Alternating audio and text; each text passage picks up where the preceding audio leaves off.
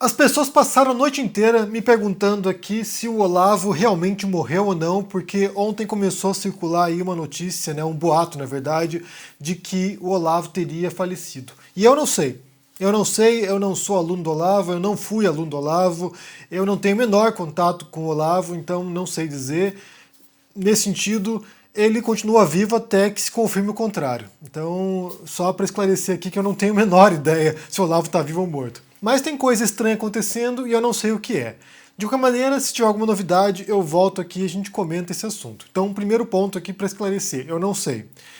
E hoje eu quero falar um pouquinho aqui sobre um assunto, né, que foi muito debatido semana passada, as pessoas ficaram alvoroçadas na internet e foi relacionado ao Twitter.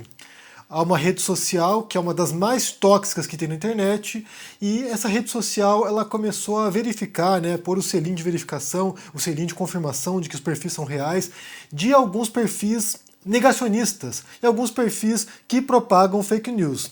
E aí incluiu até um personagem lá, um gato, que era anti-vacina, e uma blogueira bolsonarista que às vezes também propaga algumas falsidades.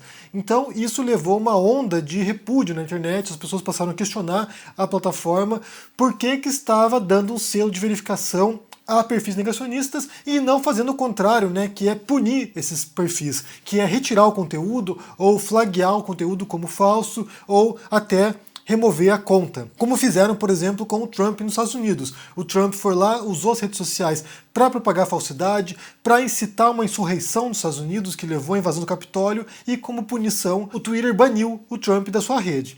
Então a pergunta foi essa. E daí o Twitter deu uma resposta ali bem porca e suja, que eu quero ler para vocês, porque isso aqui vai suscitar algumas reflexões sobre esse assunto. Mas antes disso, já curta esse vídeo, deixa aqui embaixo no comentário dando um bom dia e também se inscreva no canal, porque faltam pouquíssimos inscritos para a gente poder chegar a 700 mil inscritos aqui no canal. Então assim, é uma grande meta, e se inscreva aqui se você não for inscrito. Qual é o rolo? Qual foi o assunto, né? Como eu falei, o Twitter verificou algumas contas e entre elas estavam contas de perfis negacionistas. E daí subiram hashtags, né, questionando o Twitter, dizendo que o Twitter era um local que abrigava negacionistas, que era omisso, e daí a plataforma respondeu o seguinte, né, o perfil aqui é Twitter Seguro. Eles responderam isso aqui no dia 6 de janeiro. Temos acompanhado as discussões sobre nossa atuação para conter a desinformação no Twitter, especialmente relacionada à Covid-19. Enquanto avaliamos internamente revisões em nossos processos e análises, gostaríamos de esclarecer alguns pontos. Desde março de 2020, o Twitter possui uma política para tratar informações enganosas sobre a Covid-19. Ela não prevê a atuação em todo conteúdo inverídico ou questionável sobre a pandemia, mas em tweets que possam expor as pessoas a mais risco de contrair ou transmitir a doença. Esse ponto aqui é importante, esse próximo tweet aqui. Nossa abordagem à desinformação vai além de manter ou retirar conteúdos e contas do ar. O Twitter tem o desafio de não arbitrar a verdade e dar às pessoas que usam o serviço o poder de expor, contrapor e discutir perspectivas. Isso é servir à conversa pública. Eles prosseguem: levamos em conta critérios específicos para a tomada de medidas que vão desde sinalizar um tweet como enganoso até a suspensão permanente de uma conta. É possível encontrá-los em nossa central de ajuda. Desde que a política foi lançada, atuamos em parceria com especialistas para trazer informações confiáveis ao Twitter e monitoramos conversas para identificar e tomar medidas proativamente em caso de violação às regras. E daí eles apresentam aqui uns casos, aqui uns exemplos de como eles fizeram isso, né? E daí, obviamente que essa resposta não foi satisfatória, porque as redes sociais são locais nos quais as pessoas estão apresentando informações, debatendo assuntos. Essas plataformas possuem políticas próprias de conteúdo, né, daquilo que pode ser propagado aqui, e em muitas circunstâncias você tem perfis que violam essas práticas, violam essas políticas e não são penalizados. E uma outra questão que entra em jogo é a tal livre expressão. Até que ponto que a plataforma pode dar livre vazão a conteúdos que são prejudiciais socialmente? Porque a questão aqui não é apenas, sabe, distorcer a informação, distorcer a realidade, apresentar conteúdo falso ou fake news, mas é apresentar conteúdos que possam prejudicar a saúde pública ou a sociedade. E que possam ser usados, inclusive, para atos antidemocráticos ou atos que são perigosos. Então a questão vai nesse sentido. A resposta que o Twitter deu aqui nos lembra, né, nos remete a alguns tweets feitos pelo Monark, que é o apresentador do Flow Podcast, e que ele joga essa noção de que, sabe, a internet tem que ser uma arena pública, livre, sabe, anárquica em certos sentidos, de modo que qualquer um possa vir aqui se expressar, e daí confiar, a gente possa confiar, sabe, numa sabedoria coletiva que vai ter a capacidade de fazer uma triagem daquilo que é real, daquilo que é verídico, daquilo que é, sabe, bom, positivo e daquilo que é negativo. Como se essa arena pública fosse capaz de fazer isso. Eu já falei várias vezes sobre esse assunto aqui, mas vale insistir nesse ponto porque a gente tem assistido nos últimos anos o uso das redes sociais de modo prejudicial. A gente tem que retornar um pouco, né? Antes de entrarmos nesse aspecto das redes sociais, a gente tem que pensar que as tecnologias, eu não vou dizer que elas são neutras, mas elas podem ser usadas em vários sentidos, né? Basta pensar no avião, por exemplo. O avião foi inventado e daí lá você tinha idealistas que pensaram no avião como uma ferramenta útil à humanidade, que fosse encurtar as distâncias, que fosse facilitar a locomoção, que fosse, sabe, democratizar o transporte aéreo para que as pessoas pudessem viajar e visitar seus parentes, e de repente os aviões, né, esse instrumento de transporte passa a ser usado para uma arma de guerra. Então, assim, aquele avião é carregado com armas, com bombas e vai lá num campo de batalha e bombardeia e mata um monte de gente. Então uma ferramenta que talvez tivesse uma intenção, né, sabe, um propósito positivo, construtivo, passa a ser usado para a guerra, passa a ser usado para a morte, para a destruição. E a gente pode pensar em inúmeros outros casos, né? O livro, né, a imprensa, o livro publicado, o livro escrito, impresso, uma tecnologia do século XVI com Johann Gutenberg que concebe o tipo móvel e aí passa a imprimir livros e inicialmente se torna uma ferramenta tremenda, né, para promoção do conhecimento, para promoção da cultura, para divulgação de ideias positivas, construtivas, mas também passa a ser usado para publicação de obras negativas, destrutivas, que propagam ódio, que propagam desinformação, que propagam racismo, ou seja, você tem o uso da imprensa, né, da publicação de livros para vários sentidos, e aqui eu quero abrir um parênteses porque é bem importante isso também, a ver com a imprensa inclusive, que foi uma decisão do Rio de Janeiro, da Câmara dos Vereadores da cidade do Rio de Janeiro, que aprovou uma lei que proíbe a publicação, distribuição e circulação parcial ou total do livro do Hitler, A Minha Luta, o Mein Kampf. E parece que já tinha uma decisão de 2016 sobre esse assunto. Então, assim, você tem, nesse sentido, né, do uso negativo da imprensa, um caso histórico do Hitler que lança um livro, o Minha Luta, o Mein Kampf, lança esse livro serve como uma bíblia ideológica para os nazistas, e é um livro antissemita, é um livro contra as esquerdas e que incita o ódio, a intolerância contra grupos. Então, assim, é um livro que foi usado durante o regime nazista, era leitura obrigatória nas escolas, inclusive, um livro que foi usado durante o regime nazista e que ainda hoje serve como referência para neonazistas. Mas, nesse caso em particular, né, falando assim sobre tecnologia, me parece muito ruim proibir, nesse caso em particular, o livro do Hitler, porque ali você tem um documento histórico. O livro do Hitler, ele está inserido num contexto específico dos anos 20, quando ele escreve esse livro na prisão. Ele escreve esse livro, e esse livro serve para nós hoje, século XXI, compreendermos a ideologia nazista, como é a ascensão do Hitler ao poder, a biografia do Hitler, porque é um livro também autobiográfico, ele conta histórias dele, né, como ele passa a tornar uma liderança do Partido Nazista. Então, assim, é um livro autobiográfico e ajuda a compreender a história. Não é um livro lançado hoje por neonazistas que escreveram esse livro para propagar o ódio, mas é um livro que serve para a compreensão da história.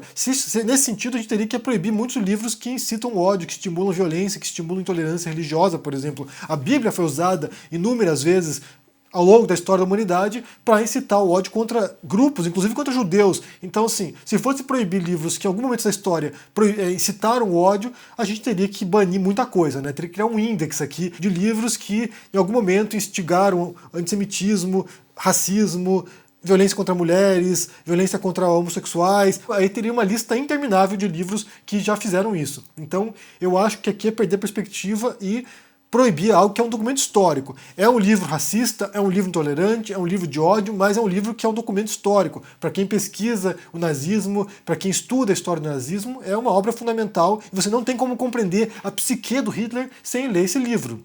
Inclusive, outro elemento, que muitos alertas que estão naquele livro, né, em termos de comportamento e ideologia, a gente pode, inclusive, ler e reconhecer hoje, né, o uso que a extrema-direita faz da comunicação, as ideias que perpassam a extrema-direita. Então isso me parece uma péssima decisão, uma péssima decisão. É claro que se fosse a proibição de um livro hoje, né? Pensar num livro hoje, vamos pensar aqui num ideólogo neonazista que resolve lançar um livro instigando o ódio contra judeus ou contra minorias étnicas, religiosas, ou o que quer que seja. É claro que nesse ponto faria sentido que houvesse uma decisão judicial que proibisse a circulação de uma obra, mas não faz sentido para mim a proibição de uma obra do passado. Inclusive, só uma observação aqui, que algumas pessoas me escreveram falando sobre esse livro aqui embaixo, né? Tem um livro aqui embaixo aqui, que é um quadrinho chamado Maus.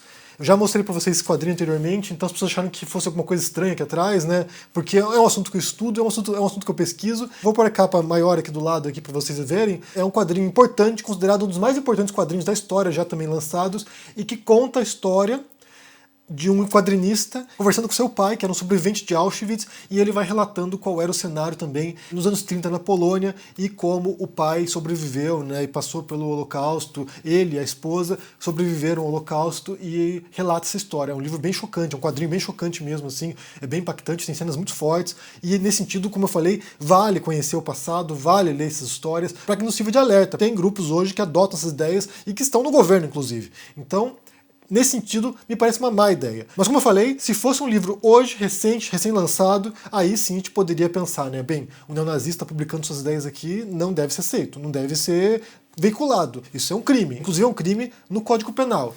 E daí a gente retorna ao Twitter, porque aqui a gente está falando de pessoas que estão propagando também ideias que muitas vezes são criminosas, né? Ideias anti-vacina, ideias contra o isolamento social que podem levar as pessoas à morte, como foi o caso da CPI da Covid, né? Que levantou vários crimes de integrantes do governo que estavam ali nas redes sociais, inclusive, ou no interior do governo, propagando ideias que levaram pessoas a se exporem ao vírus e morrerem. Do mesmo modo como há uma responsabilidade na publicação de livros, como o caso de livros recentes que propagam o ódio, deveria haver uma responsabilização das redes sociais, das plataformas, sobre o conteúdo que elas veiculam. Porque, embora elas não sejam criadoras desse conteúdo, né, embora seja um conteúdo gerado pelo usuário, ou seja, nós aqui publicando nas redes sociais, publicando aqui no YouTube, publicando no Twitter, no Facebook, onde quer que seja, embora nós sejamos os autores desse conteúdo, a plataforma também deveria ter uma responsabilidade sobre isso, né, porque eles estão abrindo esse espaço para as pessoas trocarem suas ideias. Me parece muito cômodo quando você vê essas redes sociais lavarem as mãos e dizerem assim, eu não sou o árbitro da verdade. Sendo que, em alguns casos, a gente tem informações que são as mais próximas da verdade possível. Me parece muito covarde eles virem dizer aqui que eles não são árbitros da verdade, quando certas questões, de fato, são muitas vezes evidentes. Porque é claro que há muitas questões, há muitos campos, há muitos tópicos que ainda estão em debate e que jamais terão uma resposta, que são questões contextuais ou subjetivas, ou que não há uma resposta, simplesmente. São de comportamentos, mas há outras questões, quando se trata de conhecimento, que a gente tem uma resposta. E é uma resposta que, como eu falei, é a mais próxima da verdade possível. E o problema não é apenas um usuário comum propagando essa falsidade, mas são agentes maliciosos, pessoas que muitas vezes injetam dinheiro nisso, ou que têm robôs para subir um conteúdo, subir uma hashtag, sabe? Agentes maliciosos que de fato têm uma estrutura, que não são, sabe, meros usuários falando besteira. Inclusive, o que saiu também relacionado a isso é que o governo Bolsonaro injetou milhões de reais em propaganda no Twitter. Então, assim, me parece que há aqui um certo conflito de interesses do Twitter de não perder uma galinha dos ovos de ouro também. De, sabe, não bloquear o Bolsonaro, por exemplo, quando fala asneiras, porque aí vai perder uma receita importante de propaganda. Só ressaltando que no caso do Trump, eles só bloquearam a conta do Trump quando o Trump já deixou a presidência. Ou seja, quando o presidente dos Estados Unidos já não representava uma ameaça em termos de poder, né, alguém que poderia com uma canetada prejudicar o Twitter, quando o Trump deixou o poder, aí sim que eles se sentiram mais,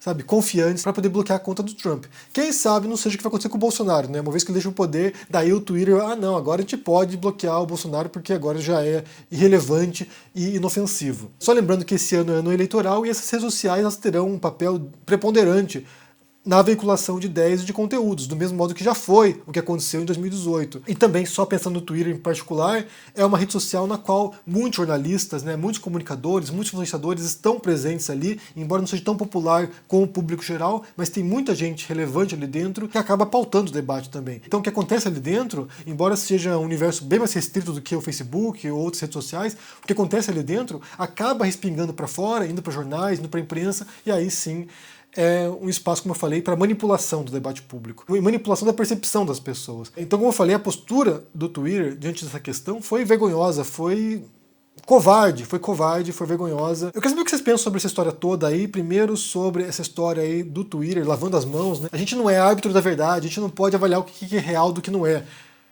Em certas questões, gente, sinceramente, isso aí é ridículo, né, eles falarem isso. Mas o que vocês pensam sobre isso? E também sobre esse caso aí da Câmara dos Vereadores do Rio de Janeiro proibindo a publicação, veiculação, comercialização do livro do Hitler. O que vocês acham, se isso é ok, se está certo isso ou não?